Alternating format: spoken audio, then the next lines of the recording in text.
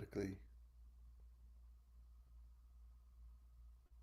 socially.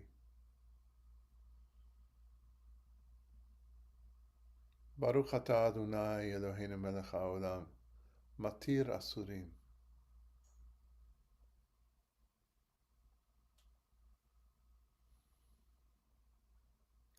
As we move up from our ankles and feel the clothes that we wear on our knees, the lower part of our body, against the elements that protect us from the prying eyes of others. We're thankful for our right to privacy.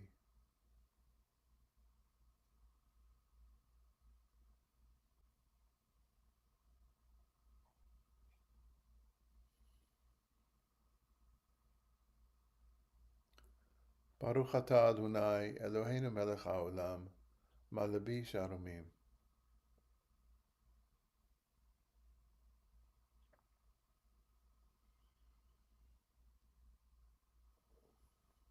We move up to our waists, those of us that wear a belt, those of us thinking of that halfway point between the lower body and the upper body.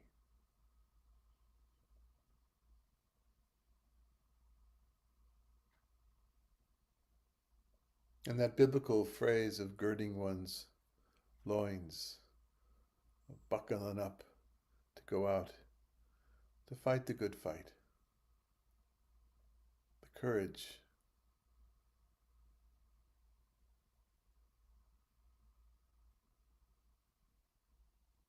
Baruch atah Adonai Eloheinu melech haolam, ozer Yisrael bigvura. And under that belt, our bellies, our intestines, our kishkis. Think of not only the digestive tract, but the blood, cardiovascular system, our neurological systems, our bones connecting, working with the muscles, all the various complex systems that our bodies are made of. As we pause for a moment of radical amazement, this thing really works.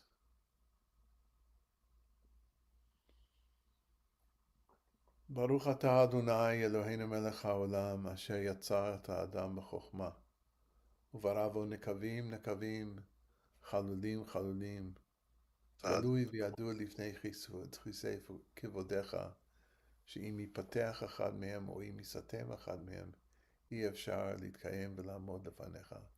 ברוך אתה אדוני, רופא כל בשר ומפליא לעשות. And we move on to our breath, that ongoing connection between the physical and the metaphysical.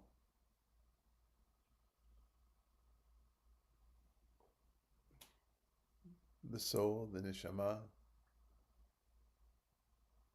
connecting through that mythological act of the first breath into humanity with kol neshima, v'neshima, with each and every breath. Elohai, neshama shenatata bi tohorahi, ata yitzarta, ta brata, ata nefachta bi vata atid litla mimeni. God, this soul which you have bestowed upon us, it is pure. You've breathed it into us. And one day you'll take it from us. But until that day, we endeavor to give praise with each and every breath. V'chol neshima v'neshima. Baruch atah Adonai, hamachazir neshamot lifkarei mitim.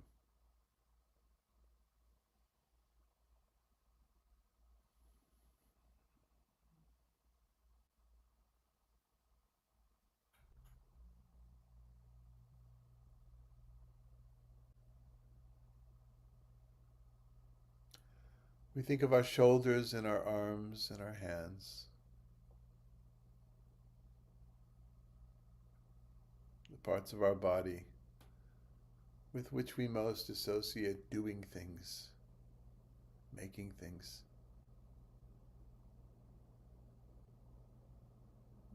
And we give thanks for our ongoing strength that we find.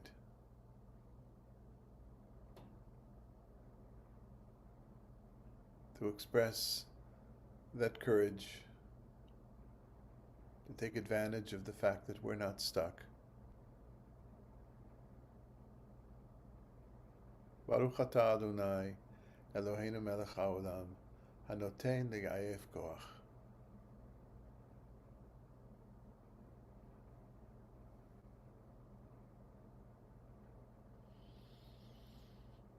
We think of our eyes, and the things that get in the way of us seeing the world around us.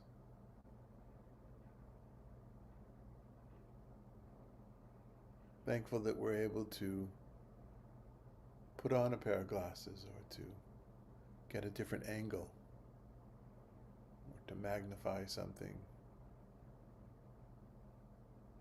or to simply wash the sand from our eyes each morning. Baruch atah Adonai Eloheinu melech haolam hama'avir she'ena me'inai u'tnuma mi'afapai.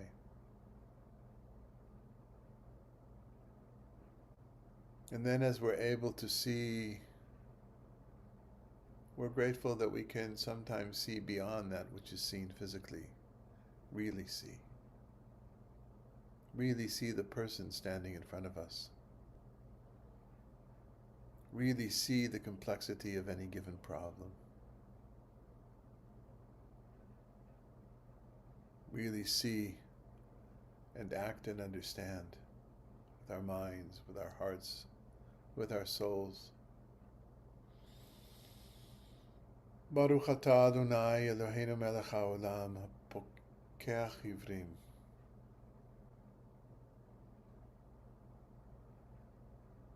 And from our eyes to our ears as we listen and hear the world around us.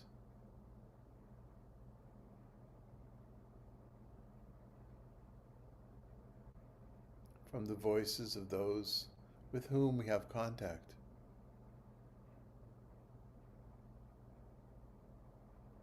To the music,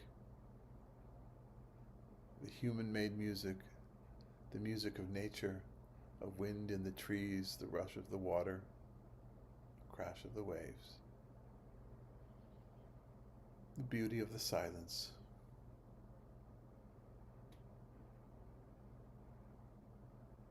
To the birds and the rooster that knows to crow long before we know that it's day. Baruch atah Adonai Eloheinu melech haolam shenatan l'sechvi bina lahavchin bein yom uvein laila.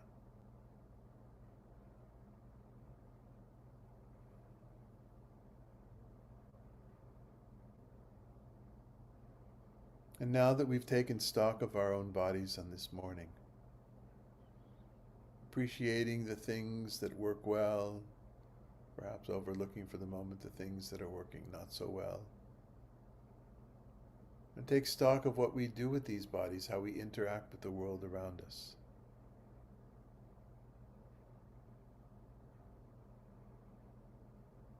We focus on our minds and how we perceive the people around us, the people far and near, and how we've been taught that each and every person in this world has been created in God's own image. We're thankful for that rule of thumb in our interactions with others. Baruch atah Adonai Eloheinu melech haolam she'asanu b'nei chorin v'she'asanu b'tzalmo. And we appreciate our free will to choose between kindness and cruelty,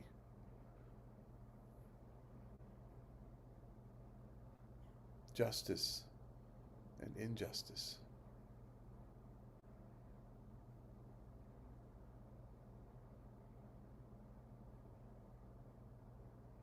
Sanctity.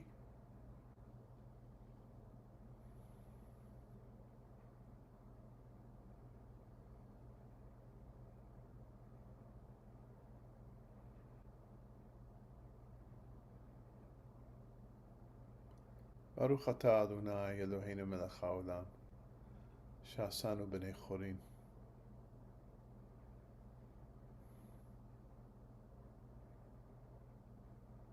And we do this morning prayer, these morning blessings, in the Jewish tradition, the earliest of the Jewish tradition in the Talmud, which teaches us to say a different blessing for every stage of waking up. We continue that development of prayer, of self-awareness as Jews, as part of the people of Israel, but also as part of each and every human being who may refer to themselves as Yisrael, in that they have struggled with God, they've struggled with others, and they've struggled with themselves.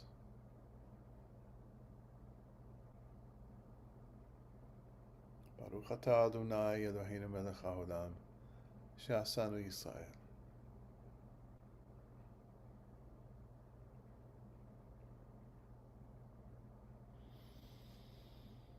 Lai lai lai la di dai dai la di dai, I di dai dai la di dai, I di dai lai lai, I lai lai.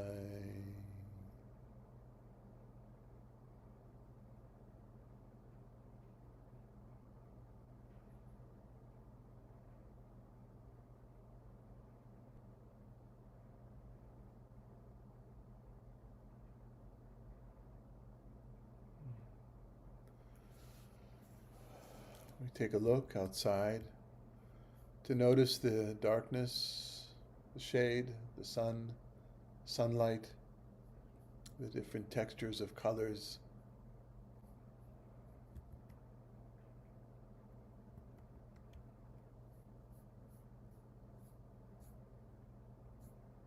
We recognize that there's beautiful order in the world, but also sometimes chaos creeps in.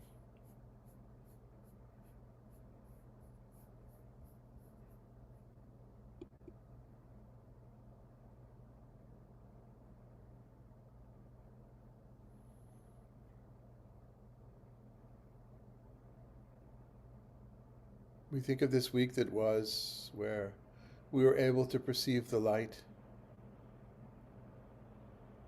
and to recognize the darkness and to understand that perhaps there is some beauty and some wisdom in the darkness.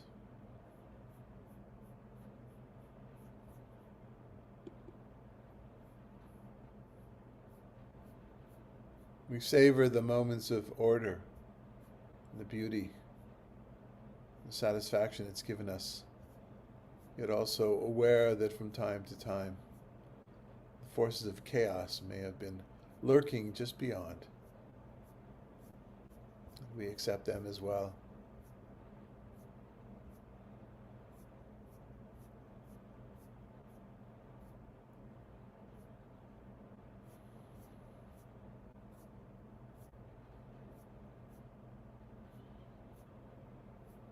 And on page 17.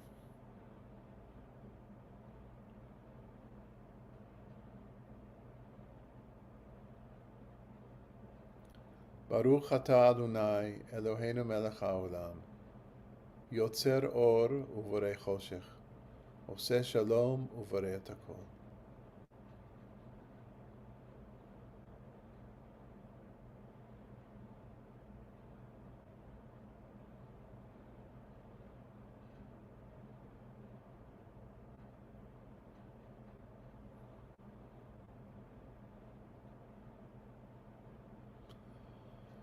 O chadash al Tzion ta'ir, O chadash al Tzion ta'ir, ונזכחו לנו מהרה לאורו, מהרה לאורו. ברוך אתה אדוני, יוצר המאורות. The middle of page 18. והעיננו בתורתך, ודבק ליבנו במצוותיך, ויחד לבבינו לאהבה וליראה את שמך, ולא נבוש לעולם ועד, ולא נבוש לעולם ועד, כי בשם קודשך הגדול והנורא בטחנו, נגילה ונשמחה בשועתך. We gather tzitzit if we're wearing a talit, as if we're gathering our wits from the four directions that our lives are spread. We think the four corners of the earth, not only of human beings who live on this planet, but all other creatures, plants and animals, and stones, the water, the mountains, all part of the creation that we celebrate each and every Shabbat, reminding us of the oneness of this creation and how we factor in ourselves to that oneness.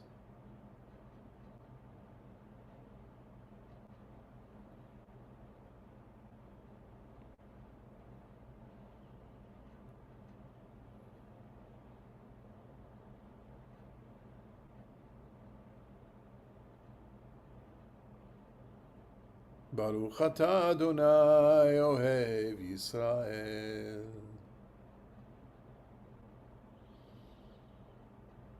Shema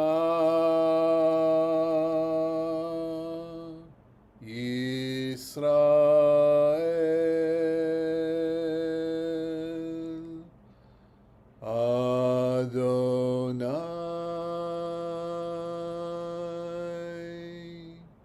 Eloheinu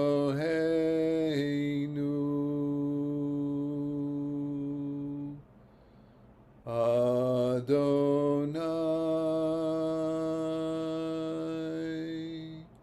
Echad.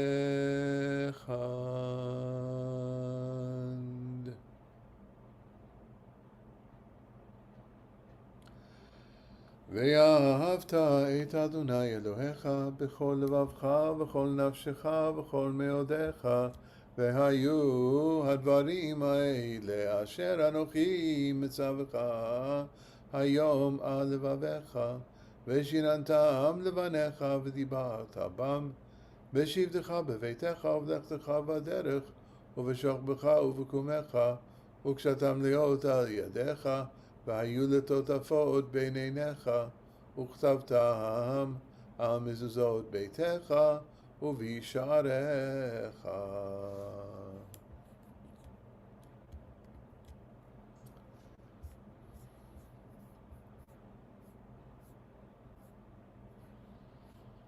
On page 20, you shall love Adonai your God with all your heart, with all your soul, and with all your being. These words which I command you now shall be in your heart always.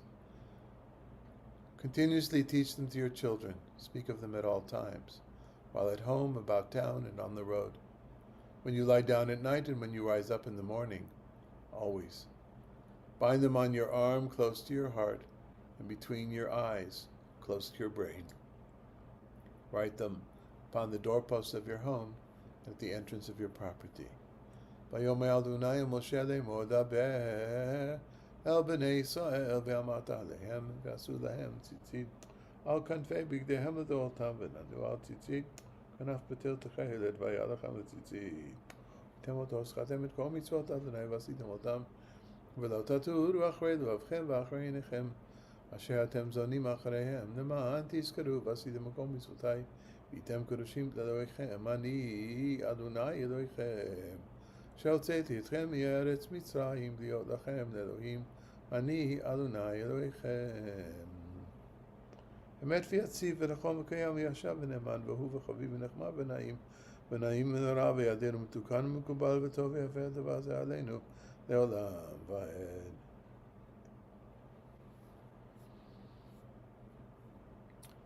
אמת ויציב ונכון וקיים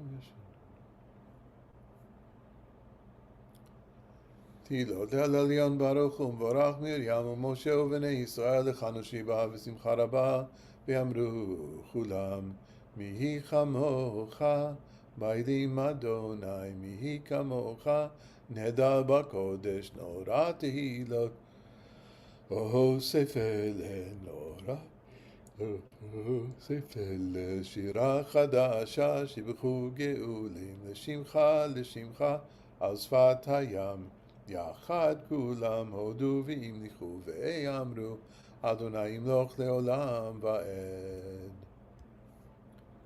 צור ישראל קומה בעזרת ישראל ופתח נאומך יהודה וישראל גואלנו אדוני צבאות שמו קדוש ישראל ברוך אתה אדוני גואל ישראל. Do the Amidah on our own silently.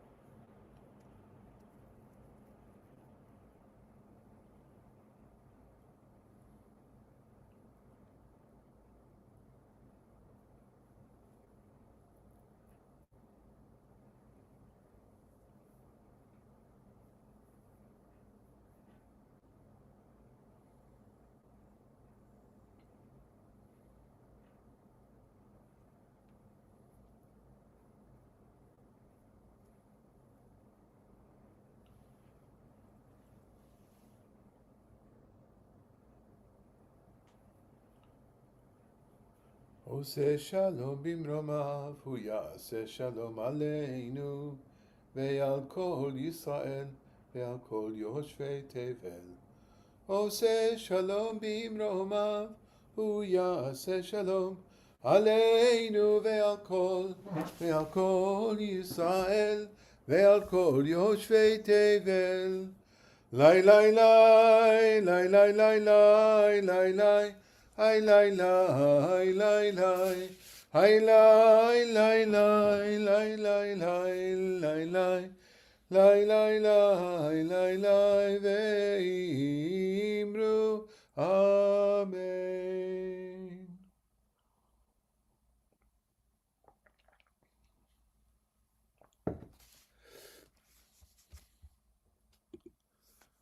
Shabbat shalom, everyone. Blessing for the study of Torah is on page 5. Baruch atah Adonai Eloheinu melech haolam asher kitshanu b'mitzvotav v'tzivanu la'asok b'divrei Torah. We give thanks, we give praise to the Holy One for commanding us to be part of this circle of study, of reading and rereading, interpreting and reinterpreting. We are at Parshat Ki Teitzei, which begins with the laws of war, has other sections. Many of them have to do with sexual issues. And then there's a section towards the end, which we're going to look at one verse from, that has a law about war, but the whole section is just miscellaneous things. I don't know. I think it's like they made sections that are more or less you can understand, why they were put together for the first part of the Torah portion, and at the latter part, it's it's just this potpourri, whatever they had left. And I'm sure I know that the rabbis in, for instance, in Midrash Tanchuma, which we're going to look at today, but not from that part, Midrash Tanchuma, they found a way to connect all these mitzvot together, and we did that. We've done it before. I don't know if it was last year or when we were studying Deuteronomy, where it says, well, when you do this, and you do this, and then that will lead you to do this, which will lead you to do, which will lead you to have to be careful not to do this, but they kind of connect in between the dots. But in the simple context, it seems to be just a kind of a potpourri. The last part is often where you put all the miscellaneous things that you have in all sorts of documents, I think today as well. And so in this particular document, we started this conversation last night, for those that were with us, about Ki teitzei machaneh al oivecha v'nishmarta mikol davar ra. When you go out as a troop against your enemies, be on your guard against anything untoward. Mikol, it says, v'nishmarta, you should be careful. Mikol, of every davar ra, literally every bad thing, every evil thing. And we'll ask ourselves, and perhaps the interpretations will give us the background as to why the Jewish Publication Society went with the word untoward. Very, very vague. And we'll see that the commentaries kind of divide themselves between some things that have to do with war itself, but things that have to do with war in the battlefield, but things, in other cases, different battlefields, the inner battlefield, and hence the title for today, War on the Outside and on the Inside.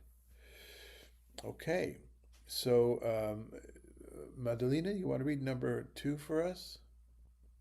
Sifrei Dvarim is the Midrash Tanaim, that is from the first few centuries of the Common Era, CE, about, that's the Common Era, why did I say CE? The first few centuries of the Common Era, and it's a more or less halachic, but not entirely halachic, midrash on the book of Deuteronomy. When you go out an encampment against your enemies, then you shall guard yourself against every evil thing. When you go out an encampment. When you go out in an encampment. Not understood, right? Anybody want to take a stab? It's kind of have to know the character of these midrashim. They're nitpicky with the words.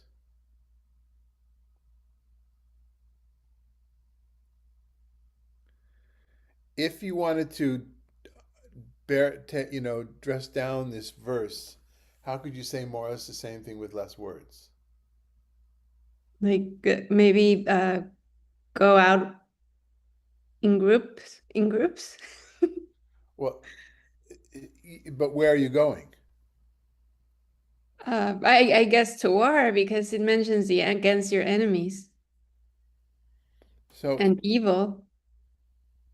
So you're taking one way. You would say something like Kiteit say Machane. That okay. So let me take a step back. I would say it seems to me the more logical way to prune down this sentence would be, when you go out Kiteit say Aloivecha, when you go out against your enemies, then be careful against anything untoward. The word machaneh, as a troop, as an encampment, is a little bit superfluous. And so Sifrei Dvarim says, if you just look at there was no need for me to copy the verse and to copy the verse, the part of the verse that it's talking about. So just look at the second line. So when you go out, not when you go out in an encampment, as is the simple meaning of the text. He reads it, when you go out, comma, an encampment, which means when you go out in an encampment, which means don't go by yourself. That's the bottom line here. You may want to go out to war and fight the enemies. Don't do it. You got to go out in an encampment. You can't go out on yourself. Do people understand the distinction? So what might that mean to us today? wait a second, who would go to war by oneself? Richard, you go to war all the time. Yeah, but Just not to, against a large uh, group. Not do they mean does the enemy mean like one other person, or or a tribe? so you're thinking in terms of a military conflict, correct? Right. Yes. So we that don't go out in military conflicts very often, we go out to war all the time, though, don't we? I suppose. You want to think of it that way. Are you not a letter writer? Are you not a letter to the editor writer, Richard? No, I In your don't write letters to the editors. No, did did you once were you once that way? no, never. It's always my father would do that. It was just a waste of time. So you could have had you studied with me when you were still in your father's house, you could have said, but Abba says to go out with a group of people, a single person writing a letter, organize a letter writing campaign, Oh, I organize see. a boycott, organize a class action suit, right? Instead of suing Philip Morris by yourself, nothing's going to happen. But if you get a class action suit, something might happen. That's my translation to today's wars, other kinds of conflicts. Any other possibilities or thoughts?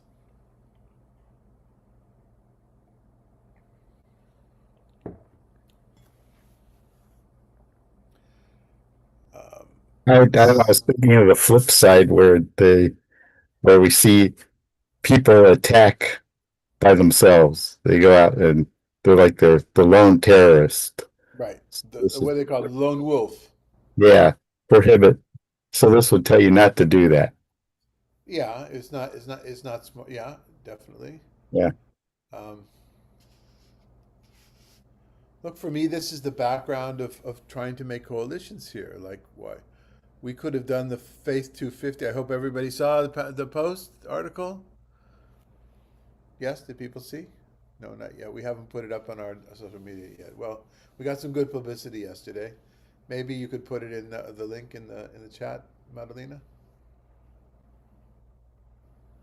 And so it talks about this coalition. We could have done the Faith 250 thing on our own. We could do Pride Shabbat on our own. A lot of things we could do on our own, but it's so much more effective when we do it with other faith communities. I mean, I think that kind of goes without saying. And all the various coalitions that have been formed to fight something or to promote something politically or socially.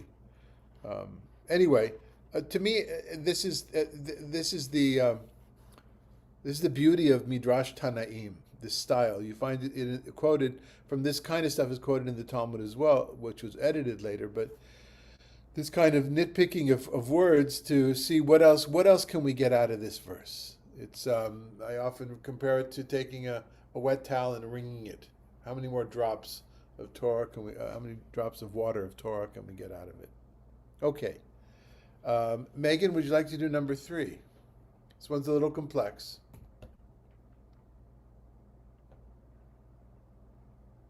When a camp goes out against your enemies, you shall beware of everything evil. There should be no levity among you, so that you do not incur any liability. Right. So For before who, we see where they learn this from, so that's a different approach, right? In other words, make sure your house is in order. Well, we'll go to modern possibilities in a moment, or contemporary. But go ahead. from whom should you learn? From Yiftach. What is written about him? He was the son of a harlot. Rabban Shimon ben Gamiel said that she brought her sister wife into her house, and our rabbis say that she was really a harlot, and because there was some levity in him, all of the people fell upon him.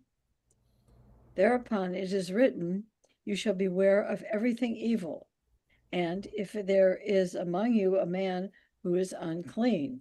No, which is the Eh? continuation. So, does anybody remember the story of Yiftach from Judges? No. He's the one who ended up saying to God, if I'm victorious in this war, if I win this war, I will offer as a sacrifice the first thing that comes through my gate. And who comes through the gate? His daughter. His daughter, right.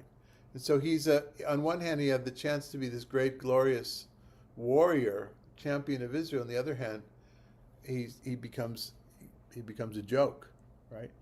He becomes and so the Torah, the Midrash traces us back to his lineage.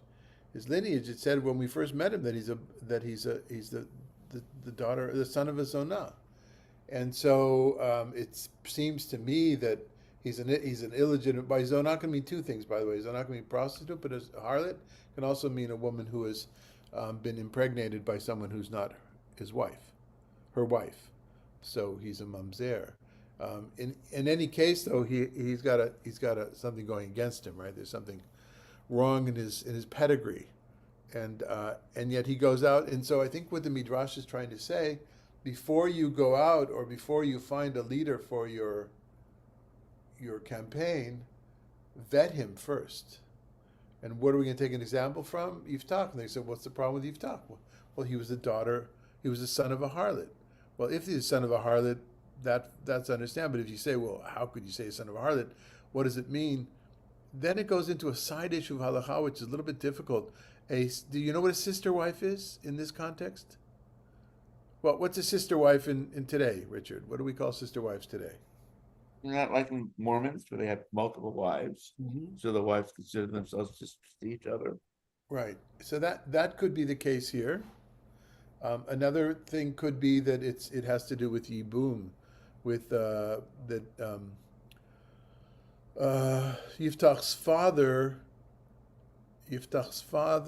had a brother who died without children, and so Yiftach's father would have to take that other woman. So that's our second wife, but a very specific one. I think it could also be that.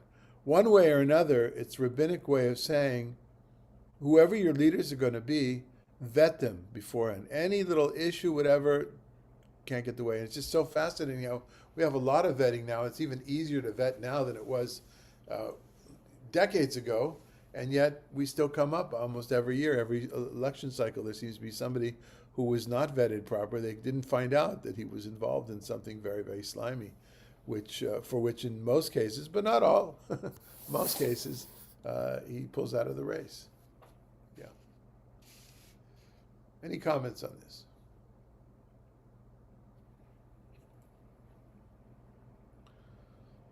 Okay. Sandy, we go to number 4. So we did Midrash, a Tanaitic Midrash is a word for word kind of a thing, often having to do with halacha. Midrash Tanchuma is a homiletic Midrash. It's what I brought here, part of a larger homily or sermon, and this that brings commentary to what we've done, but it's overall has a message of teaching people from the Torah portion, ending on a note of comfort.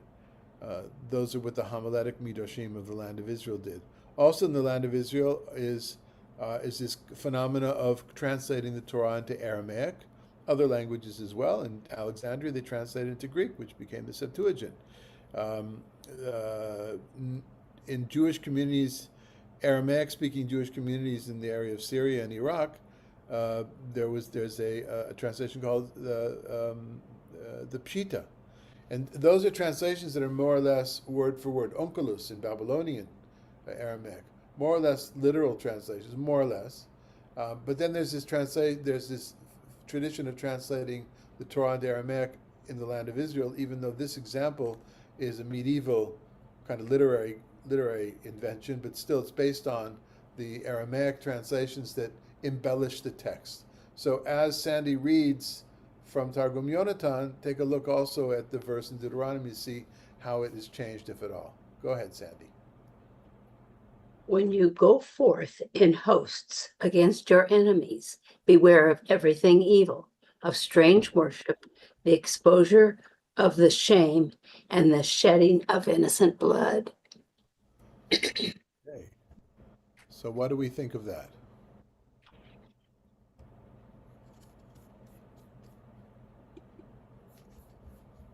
Well, they're expanding on the word untoward.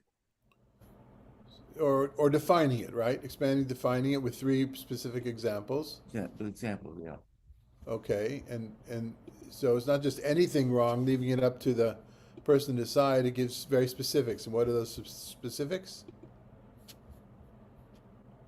Strange worship, so it's probably idol worship. Right, exactly. Avodah zarah. That's just a literal translation of Avodah zarah, strange worship. Yeah.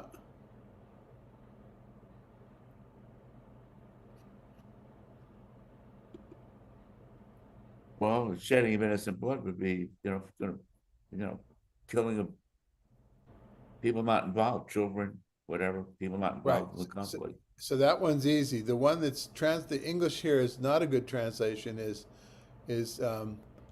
because it's a literal translation of what it's called in Hebrew. In Hebrew, gilui arayot literally means the uncovering of nakedness, but that is just a term for sexual misconduct. Literally comes from especially incest. And these three things that are mentioned here are the three kind of cardinal sins of Talmudic Judaism. Just like in Christianity, there's cardinal sins. These are the three cardinal sins, upon which, and if somebody says to you, either you do this or I will kill you, you have to allow yourself to be killed. If somebody says to you, so the first example is, somebody says, bow down to this idol, do this idol worship, or I will kill you, you have to allow yourself to be killed. If somebody says, sleep with this man's wife or sleep with your sister, or I will kill you, you have to allow yourself to be killed. It's not an excuse. And third, if someone says to you, either kill this person or I will kill you, you have to allow yourself to be killed. And this construct of these three cardinal sins floats around Talmudic literature. And it's injected into different situations. For instance, do you remember when Ishmael is sent away with his mother when his mother is sent away when she, Sarah gets upset and sends her away because she thinks she's laughing at her or whatever. And then there's another story soon afterwards, after Isaac is born, and he's playing mitzachek. He's playing with Isaac. Isaac and Ishmael are playing with each other, and she also gets upset. And she says, I will not have him be part of our family, which really means I don't want him having any part of the estate, right? He should not be in the will. And so, who did we lose? Did we lose somebody, or we just, I want to make sure we have a minyan for, do we notice who we lost? I guess we lost Eric. Okay. All right. Hopefully he'll come back and we'll be able to say Kaddish. So in Talmudic literature, it says, why was Sarah so upset with Ishmael? And then it says, well, there's three views. There's actually four views, but the three views of the rabbis. One says because Ishmael was teaching him how to do idolatry. It set up a little tiny temple, a little altar, and he was teaching him idolatry, bad influence. Another rabbi says, no, it's because he was playing with him sexually. There was sexual abuse involved. And number three, the rabbi says, no, that's not it. It's because he was trying to kill him, right? So these three things of murder, idolatry, and adultery or incest or immoral sex. Finally, the fourth rabbi comes and says, you're all wrong. Just look at the text itself. It says because she didn't want him to have part of the estate, part of the inheritance. Okay. Just real quick on the exposure of the shame. Could that be more generalized as just rape? When you're. If it was in English, you'd be right to say you could be, but the English translation is of the words in Aramaic. I'll quote you the Aramaic here. Is because I know that you're so fluent in Aramaic.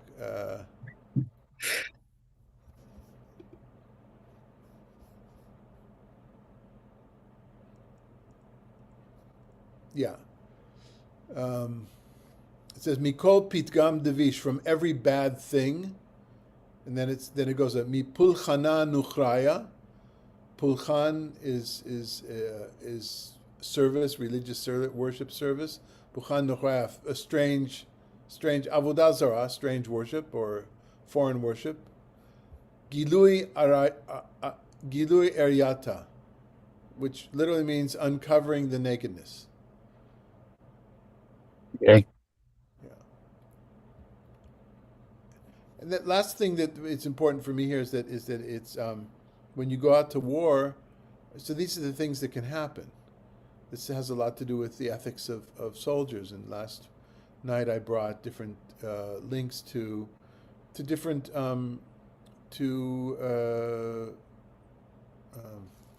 okay, so now we have error. So I'm sorry, I'm distracted by the minyan thing for later. But now we lost somebody else.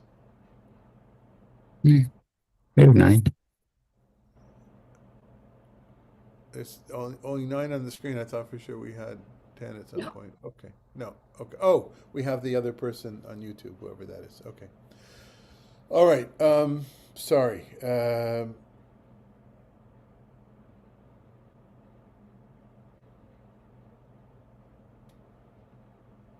Yes, the issue of morality in the army and the 3 links that I brought. Just a second, Eric.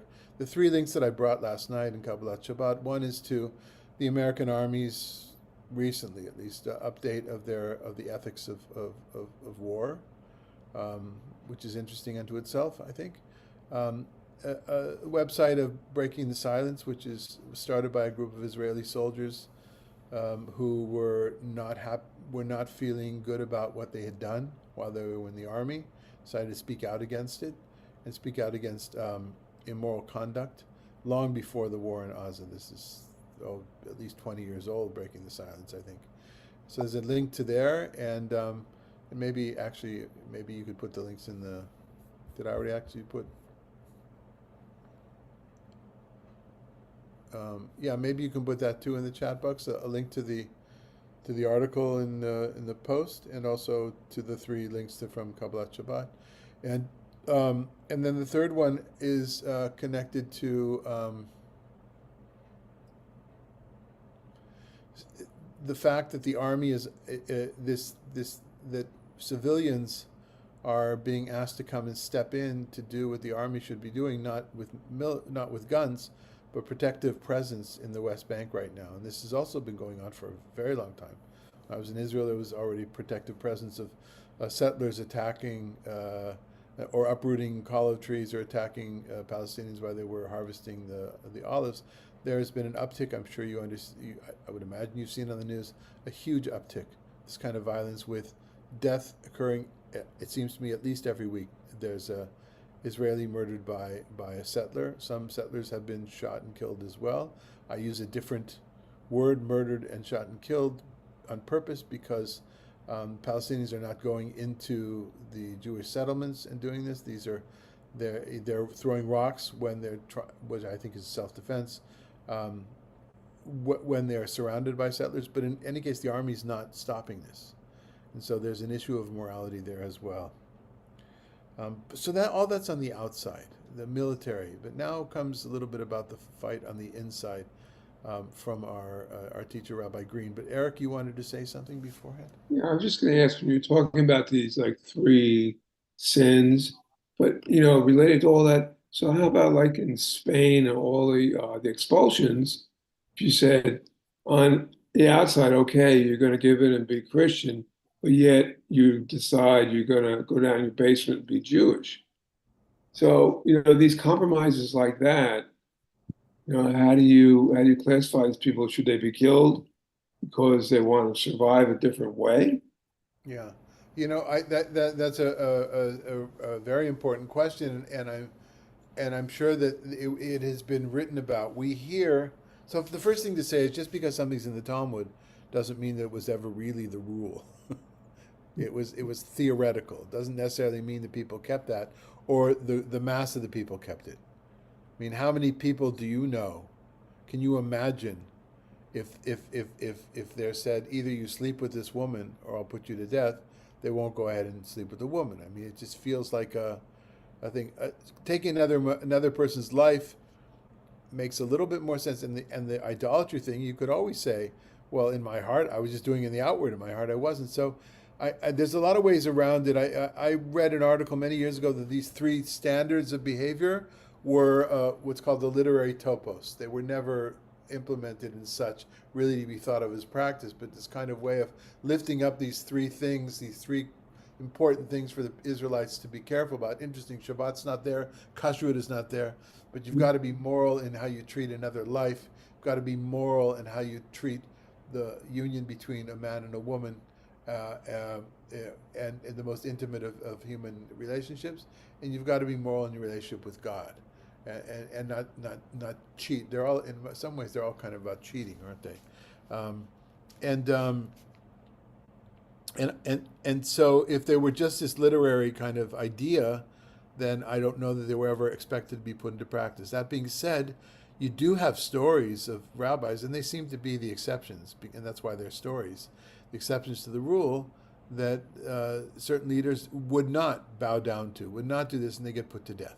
Rabbi Akiva, and I'm sure in the Inquisition and things like that, you have those stories. I guess, not my expertise, but my guess is that there's been halachic writing about this, right, in those times of forced conversion. And the bottom line is, many people, they didn't give it up, and they didn't. Well, let me put it this way: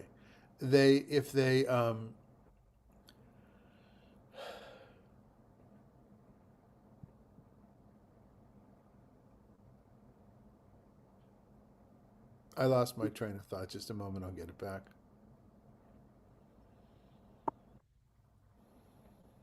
I have to learn to filter out messages that come across my screen at the same time that I'm talking to you.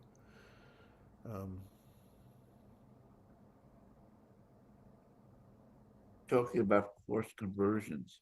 Yeah.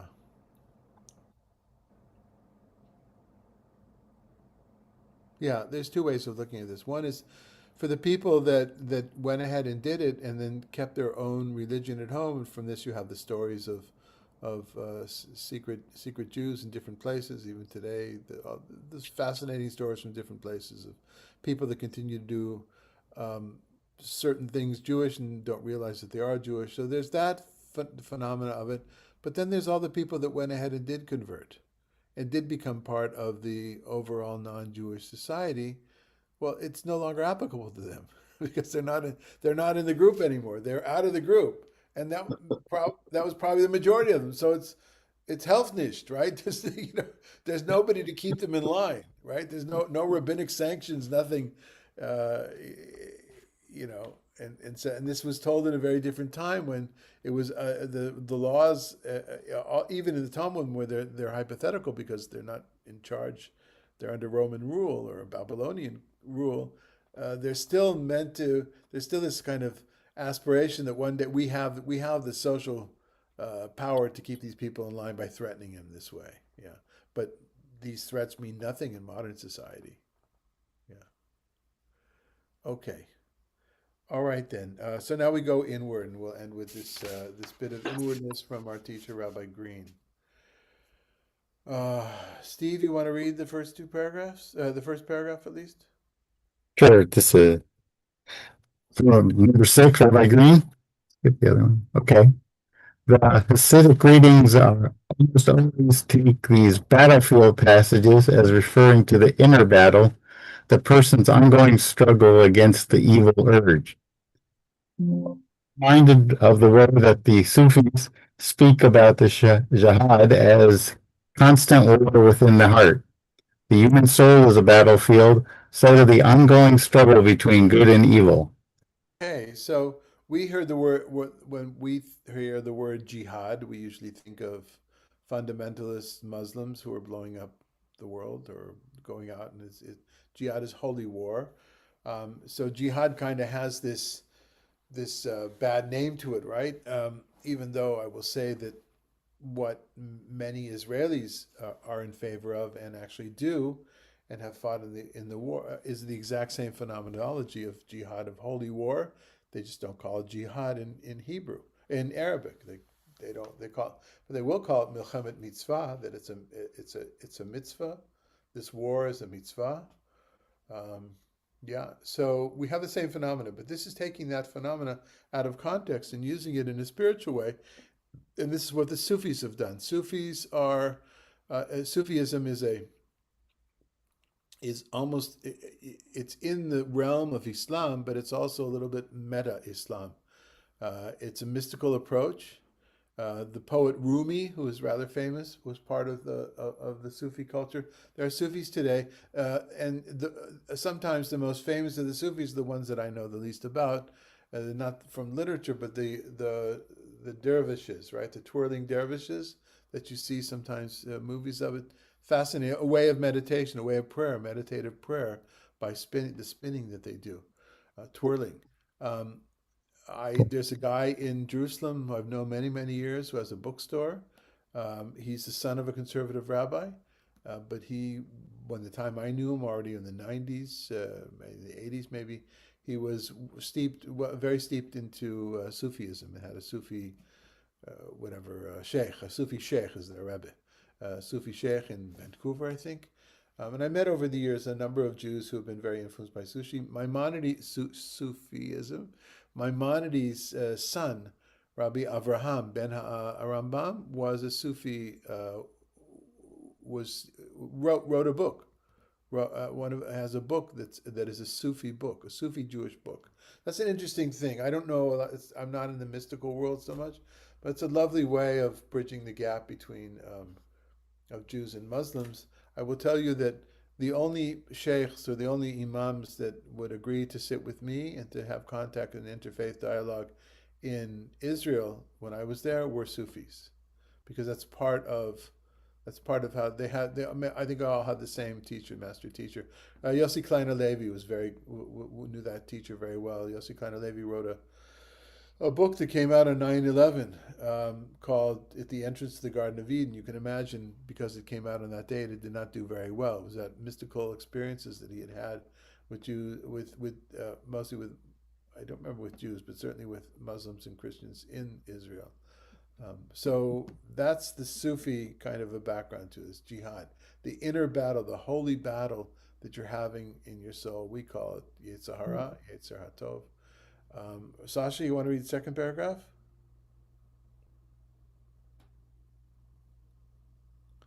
Oh, you probably don't have the text.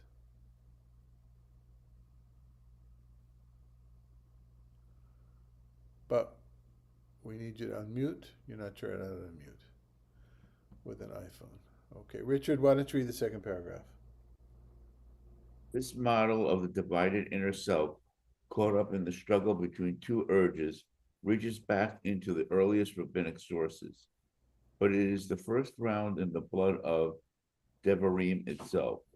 With its great emphasis on moral alternatives, the need to choose good over evil and the result of that choice.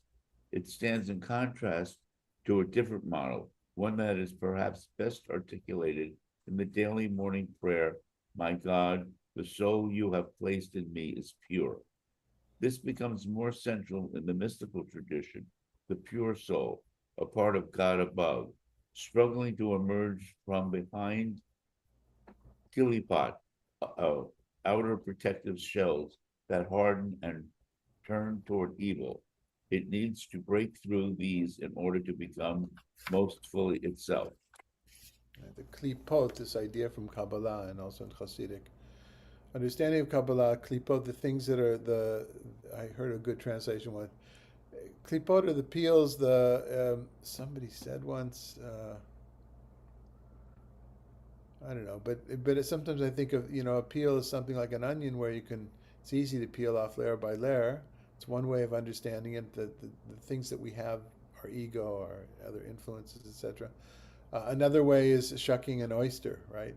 The peel of an oyster, where that's quite a thing. You got to get a knife, you got to really open it up and get there, and to know that when you throw away the peel of an onion, it almost disintegrates, right?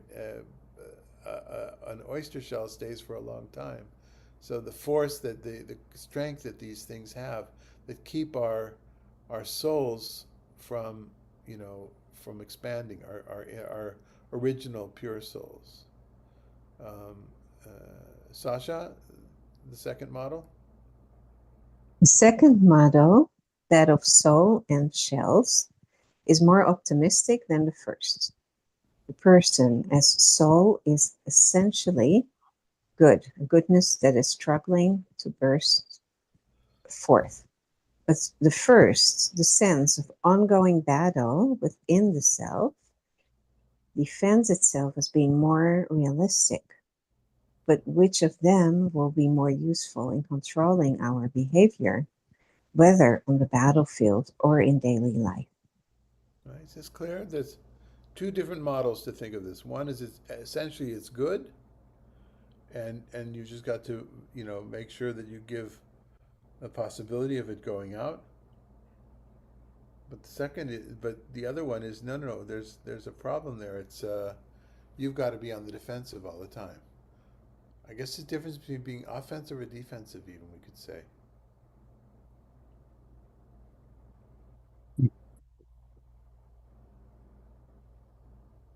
All right, Steve, go back to the last pair. Back to you. The last two paragraphs. Okay. This is an old question, forming the essentially different approaches to the person of the Hasidic and traditional Musa traditions. Hasidim said, tell the person how essentially good he or she is, and this will help them reach toward and claim that self. Therapy is all about compassion. Rabbi Nahi famously added, treat yourself that way too. The Musalists said, no, be tough with yourself. Whole change requires hard work that begins with the confrontation. Do not allow your own kindness to lessen that demand. Okay, and Megan, we're going to let you do the last one. Last one for you.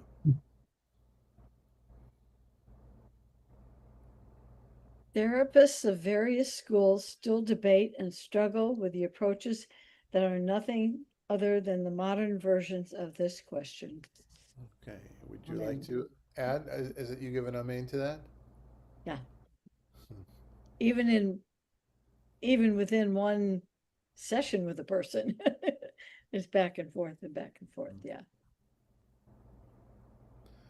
Some of you will remember, Sasha was sick of it, but some of you will remember perhaps the story that I tell of after being in Israel for 2 years and coming back to LA and meeting with one of the Chabad rabbis, Rabbi Naftali Astulin, I think he's no longer alive, so blessed memory, who had started a little shul on Fairfax, which is where my grandmothers had lived. And we were friends with him, a number of us, and I came by. He says, oh, Shalom Aleichem, Shalom Aleichem. He says, so tell me what you're studying, how the studies in yeshiva going.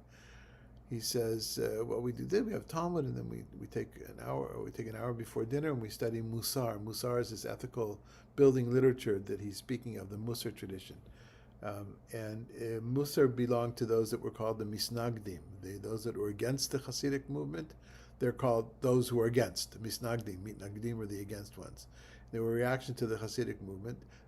Amongst the Musar world, there were also those that were schooled in Kabbalah, but they felt Kabbalah was only for the elite and not for the masses. The Hasidic, I'm oversimplifying, of course, the Hasidic movement wanted to translate Kabbalah at the very level of simple Jews, and so there's this idea, like he says here, the Muslims were about clobbering yourself on the head, and the Hasidim were about promoting what a good person you are.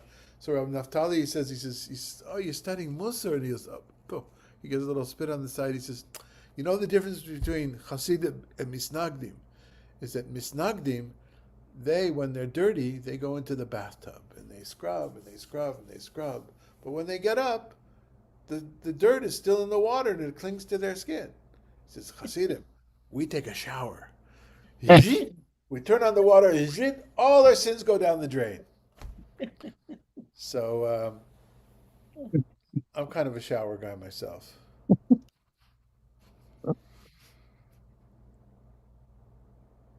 Anyway, that's my oversimplification. Steve, you want to say something? That makes sense. I vote for the shower too. You're a shower guy. Okay.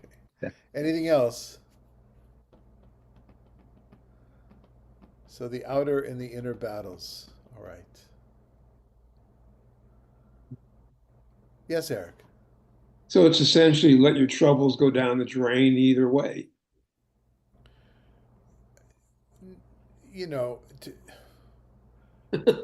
No, I think the Musar approach is take a picture of your troubles and constantly looking at them to remind you this is what could happen. So I'm thinking now of 12-step programs, right?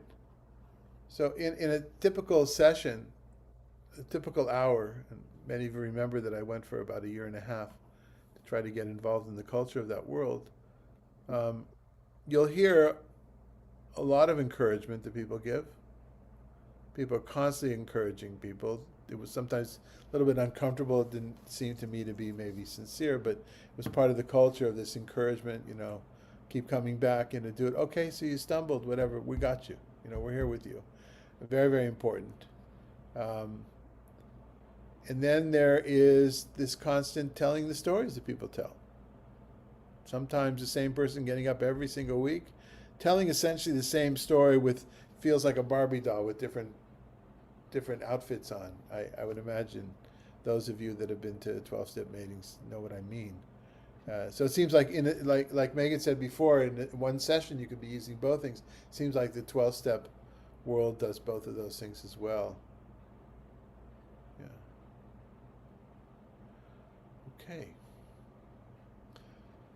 And speaking of 12 steps and people that are ill with addiction, that we sometimes forget about or we sometimes don't pay attention to because it doesn't show on the outside, and we think that they're cured, they're in recovery, but they themselves will tell you that they are in recovery, and it is a constant battle.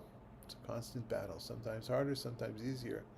So in our prayer today for the healing, we do think of those that are dealing with addictions of all different kinds, not just drugs and alcohol, but sex and gambling, iPhone, whatever the addiction might be. And who else are we thinking of? Thinking of Jana and Sandy, Richard's sister-in-law, Sally's two granddaughters. We're thinking of Lichia, Madalina's mother.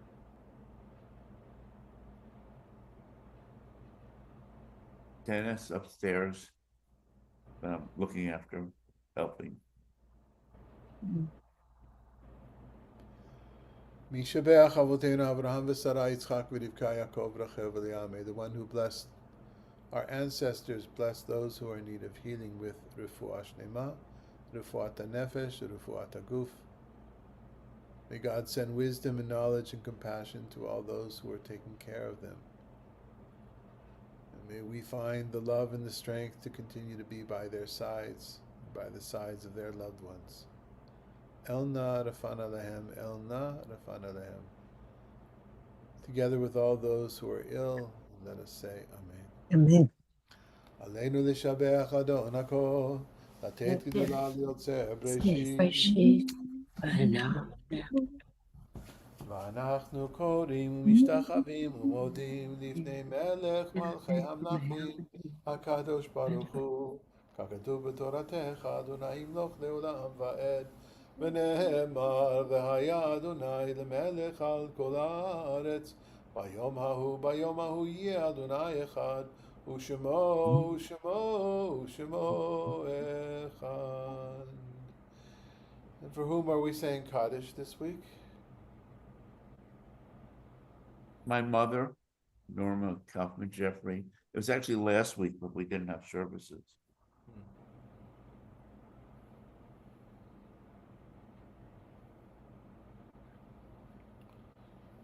If there's anyone on YouTube you'd like to add that in the comments.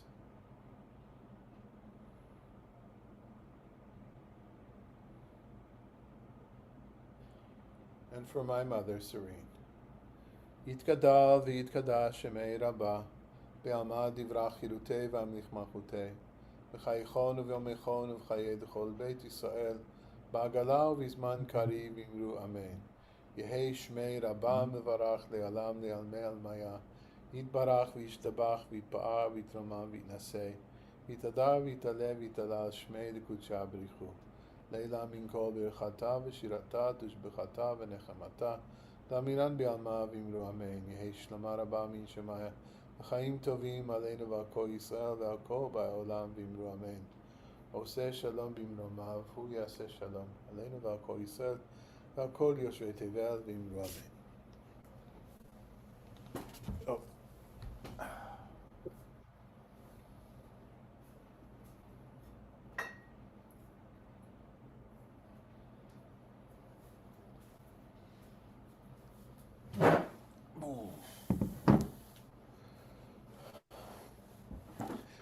For Torah this week, we have tomorrow the fourth of the 4 meetings with the group at St. Paul's on Faith 250. And you can look in the chat box and you'll see there's a lovely little article that we feature in and the work we've been doing.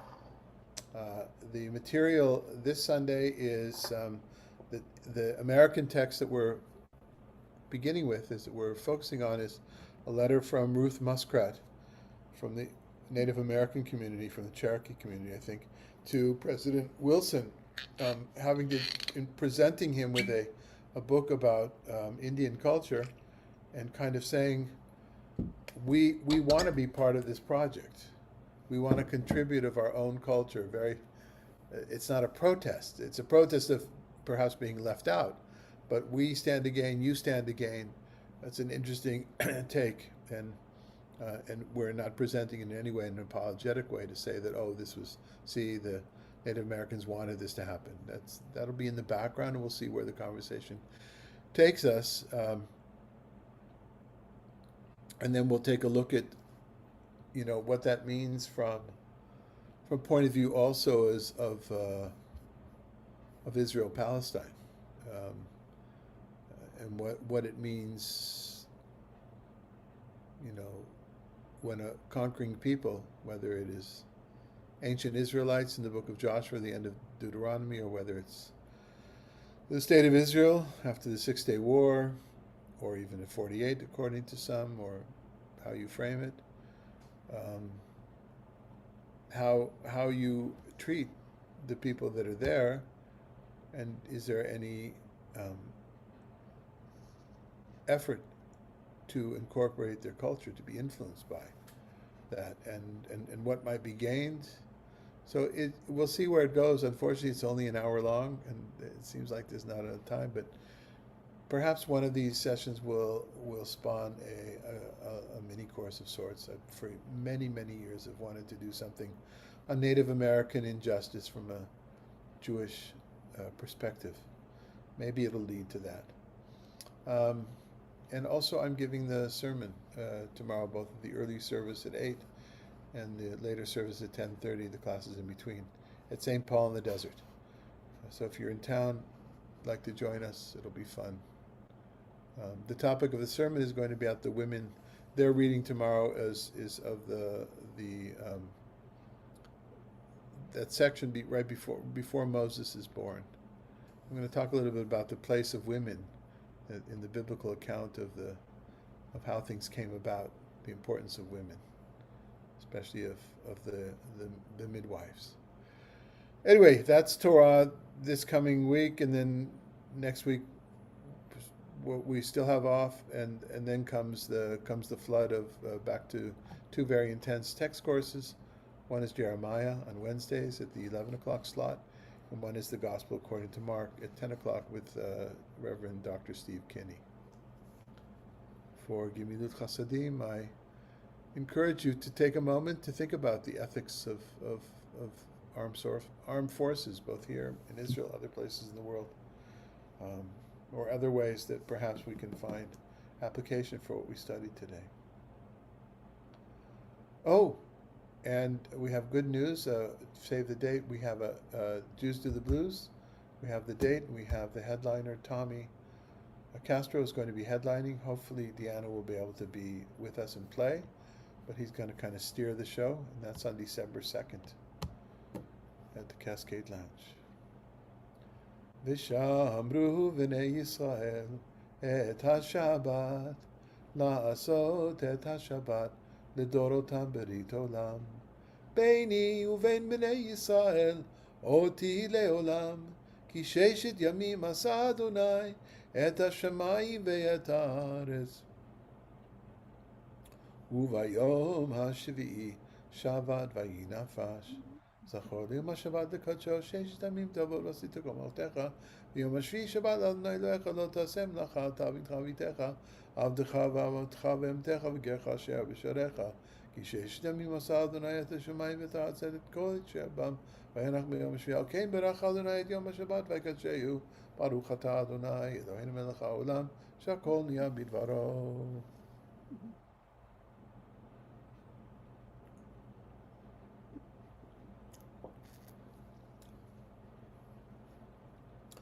שבת שלום.